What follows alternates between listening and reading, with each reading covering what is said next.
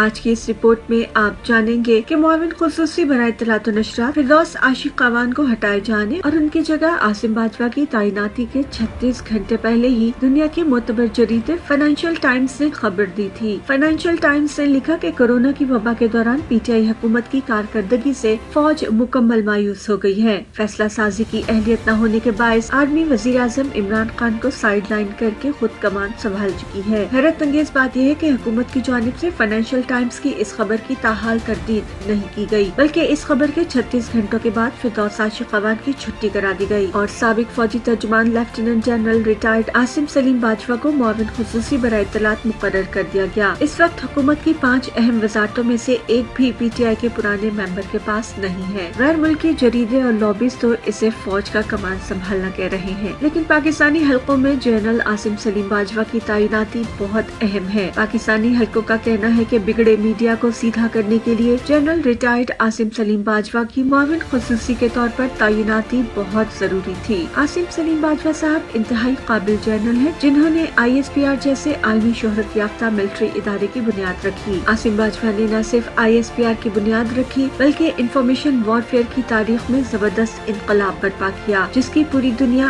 آج بھی معترف ہے۔ اگر ہم جائزہ لیں تو ہر اہم ادارے میں ریٹائرڈ فوجی کمان کرتے نظر آتے ہیں، تاہم پاکستانی حلقوں میں اس کا جواب یہ دیا جاتا ہے کہ ہر ادارہ بری طرح سے تباہ ہو چکا ہے۔ جمہوریت کے نام پر ہر ادارے کو بری طرح سے لوٹا کھسوٹا گیا۔ ان اداروں کو درست سمت میں چلانے کے لیے ضروری ہے کہ ڈسپلنڈ اور مین آف پرنسپل کو سامنے لایا جائے، اور ریٹائرڈ فوجی ان کاموں کے لیے بہترین ہیں۔ لیکن حیرت انگیز بات یہ ہے کہ انٹرنیشنل میڈیا اور لابیز کو صرف پاکستان میں ریٹائرڈ فوجیوں کی تعیناتی پر اعتراض یا پھر تحفظات ہیں، لیکن پوری دنیا میں یہی سب چل رہا ہے۔ انٹرنیشنل میڈیا اور لابیز بھول رہی ہے کہ امریکی ایجنسی سی آئی اے کا سابق چیف مائک پومپیو آج امریکہ کا وزیر خارجہ ہے۔ انڈین ایجنسی را کا سابق چیف اجیت ڈول آج مودی کا چیف سیکیورٹی ایڈوائزر ہے۔ لیکن پاکستان میں حکومت اگر کسی ریٹائرڈ فوجی کو کسی حکومتی ادارے کا سربراہ بناتی ہے یا کوئی حکومتی عہدہ دیتی ہے تو الزامات لگائے جاتے ہیں، تانے دیے جاتے ہیں۔ بیرونی دنیا تو اعتراض کرتی ہی ہے، لیکن پاکستان کے اندر موجود لوگ بھی تانوں کی حد کر دیتے ہیں۔ پاکستان میں عاصم سلیم باجوہ کی تعیناتی کے بعد لبرلز اور مخصوص حلقوں کے تانے آسمان تک پہنچ رہے ہیں۔ اس تنقید اور تانوں کا شور اس قدر بڑھ گیا کہ خود major general retired Asim Bajwa کو ٹویٹ کرنا پڑا کہ ابھی تو میں نے کام شروع ہی نہیں کیا، تنقید